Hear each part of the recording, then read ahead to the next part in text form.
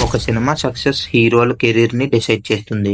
అలాంటిది ఒక సినిమా మీద ముగ్గురు హీరోల కెరీర్ డిపెండ్ అవ్వడం అంటే అది సామాన్యమైన విషయం కాదు.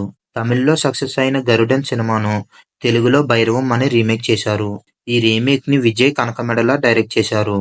బెల్లంకొండ శ్రీనివాస్, నారా రోహిత్, మంచు మనోజ్ ముగ్గురు ఈ సినిమాలో నటించారు. బెల్లంకొండ శ్రీనివాస్ లీడ్ రోల్ గా కాగా మిగతా ఇద్దరు ఈక్వల్ రోల్స్ పోషించారు. అయితే ఈ సినిమా మీద ఈ ముగ్గురు హీరోలు చాలా హోప్స్ పెట్టుకున్నారు. సినిమా ప్రమోషనల్ కంటెంట్ కూడా బాగా అనిపిస్తుంది.